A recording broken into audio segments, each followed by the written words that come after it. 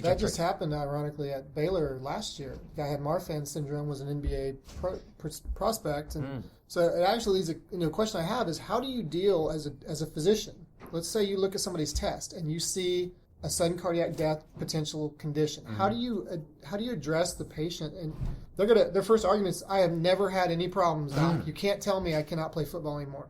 How do you, obviously you say we don't want you to die, but from a psychological, how do you bring them down? Because it's got to be hard to, one minute you're playing football, you go in for just your annual exam or your pre-participation physical, and you have to give them the news that you can die at any moment if your heart rate gets if something triggers you. How do you psychologically deal with that? It's got to be rough. Yeah, no, that's most of the time it is a very it's a game changer for these people. A life game changer, as it were. However, after a while, so we first of all, if they flunk a screening, we'll tell them that, okay, something showed up on your electrocardiogram. We're not sure what it means, if it is one of those cases where we're not sure.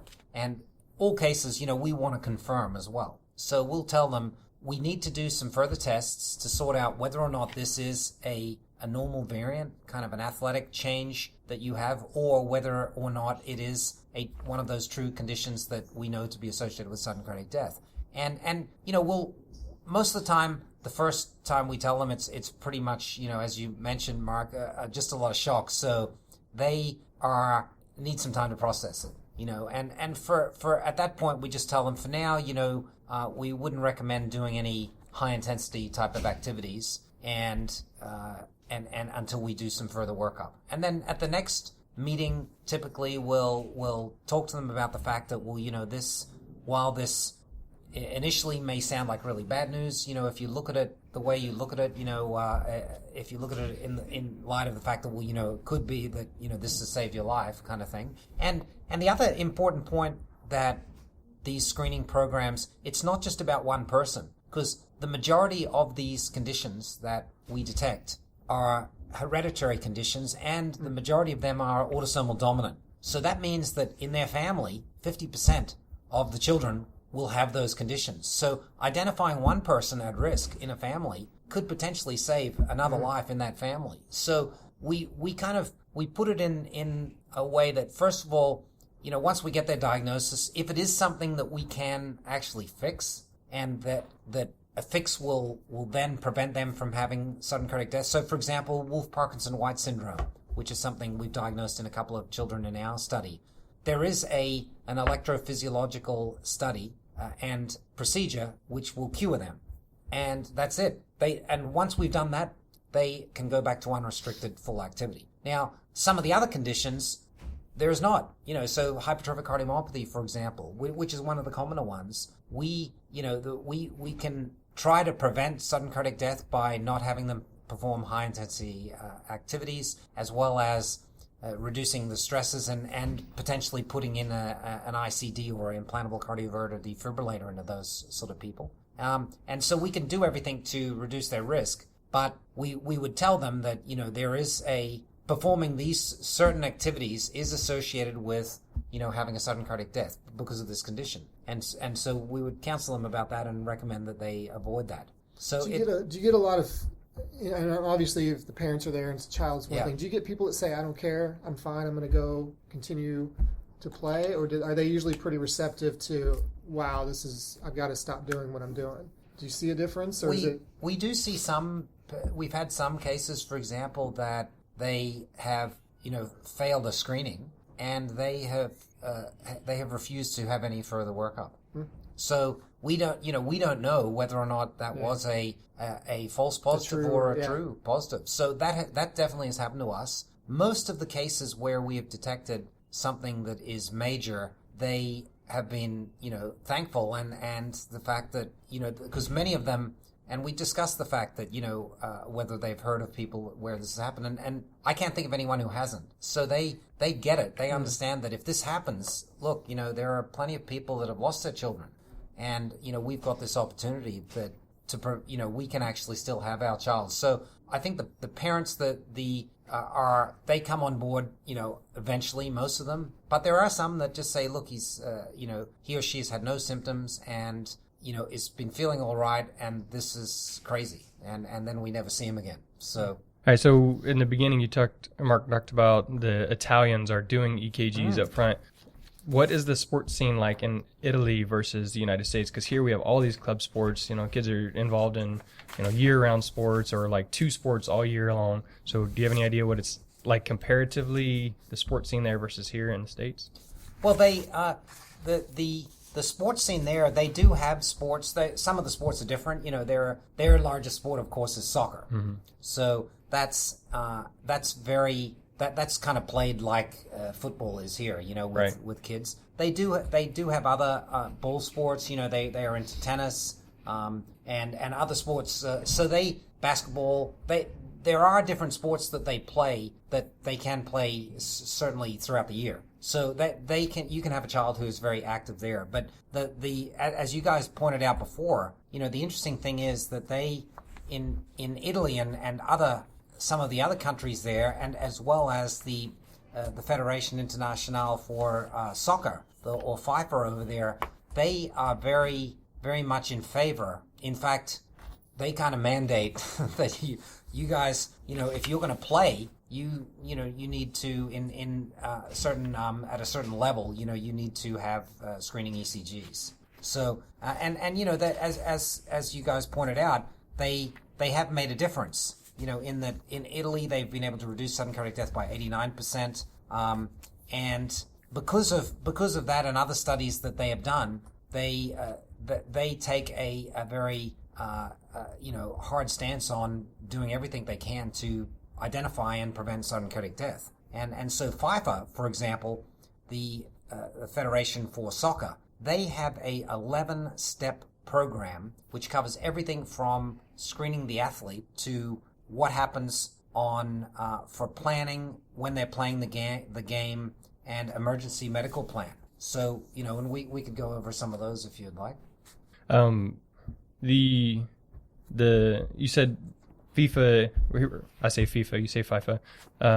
They mandate that EKG. So at what they kind of set the standard, and then it trickles down to college and high school and, right. and youth leagues. So what's the youngest athlete that may be dealing with a sudden cardiac arrest? So is it like a 10-year-old, upward soccer or youth league soccer, or is it only really when you get to high school and it's really competitive? So at what point, like how far down the line would we need to go? That's a great question. Well, it depends on who you talk to. So if you talk to the Japanese, they start screening their newborns get a screening ECG.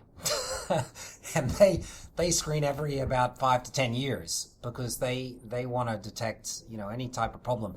But realistically, most of the sudden cardiac deaths that we see are associated with organized athletic activity, and it's the data show that people that are doing more organized and certainly professional activity, their level of intensity and stress, etc., is higher. And I think that's why we see more sudden cardiac deaths in that age group. And that age group, by the way, can start as early as 12. You have now a lot of sports where parents have organized leagues and they start them before the kids even get to middle school, mm-hmm. or in middle school. So there's not only what the school's doing, but there are these independent leagues that are out there because these, a lot of these parents and the kids love what a particular sport, and they want to not just play, well, they want to, take it to the next level. So in Houston, the sudden cardiac deaths that we've seen in the last 10 years, they tend to be around 13 years of age and up. So I think in terms of a screening program, the program that I'm involved in, the Hearts program, we look at 12-year-olds that's when we start our screening. I think what the bill that is going through the hopefully it will get voted through the House today, 767. They are talking about doing an initial screening on these younger athletes on entry, and then 3 years later.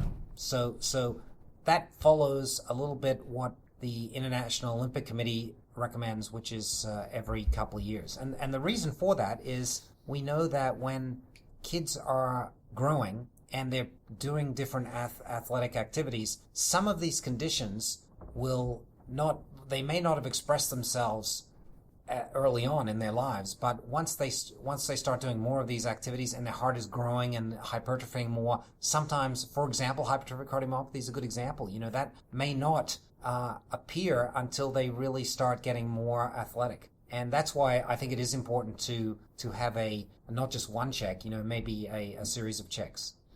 And you, going back to some statistics you threw out, which are very correct. If you want to pinpoint who you're looking at for sudden cardiac death, males are 10-to-1 ratio versus females. But then you got, on top of that, African American males. Is the research starting to show any kind of correlation with something going on that's triggering that, or why this population is higher? Or have they found anything? Or is it still just we really don't know, but we're going to target you for screening tests? Yeah, I think it's the latter, Mark. I know that there are some associations with African American or non-Caucasian males, and with respect to ECG. One of them is this benign early repolarization change, which they got on their ECGs. Now, there is some evidence. Initially, it was called benign early repolarization because we thought back, decades ago that this was a change that it was a normal variant, as it were. But there's some more research coming out now showing that, in fact, it may not be a benign variant. In fact, some of these people, they have an increased risk of sudden cardiac death. So now that's something that is quite common in African American athletes. So I don't know whether or not that, and again, the research is going on, but as you correctly pointed out, we know there is a definite spike in this group, and in fact, the NCAA's highest ranking physician, whose name is Brian Hainline, he's their chief medical officer. He, in the fall of this year, plans to recommend ECG screening for at least male basketball players.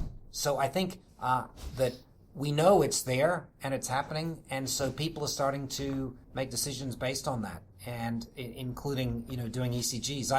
I think one at the hearing on March the 24th for Bill 767, one person brought up the point that, well, what about the non-athletes? And I think that is an important point, because these conditions, we know that most of them are hereditary. That is, they were born with it. It didn't happen because they decided they liked athletes or, doing athletic activities or not. So one of the points is, well, why not screen them all? And I'm a proponent of that recommendation, because some of these, and our studies, by the way, our heart study has in fact shown that as well, because in our heart study, we screen athletes and non-athletes, and our abnormal detection rate in both groups was almost the same. There was no significant difference. So that is the prevalence of these abnormalities appears similar in both groups, and I think that is something that we need to do. Initially, I think what the first moves and with House Bill 767 is to screen athletes, and I think they're obviously the highest risk group that as far as we know, and the statistics bear that out.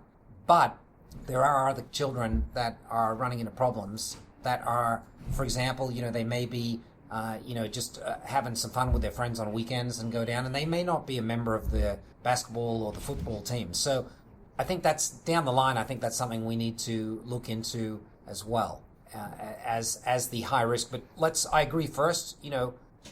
If the thought is that we have limited resources and limited personnel, etc., let's focus on these high risk kids to begin. But if we want to really prevent or do our best to prevent all of them, I think we're going to have to expand that screening. All right. So currently we do mass physicals at this high school. You know how that works? Yeah. Yes and no, depending on which high school. Well, all right. So, roughly the kids come in, we do their height, weight, blood pressure, vision, and then they go through and visit the 3 or 4 different doctor stations. And the last one at our school, he listens to their heart. And so with us doing physicals that way, and you're hoping that EKGs get required. How do you see those two working together? Is this we're going to do that and then now we have to send them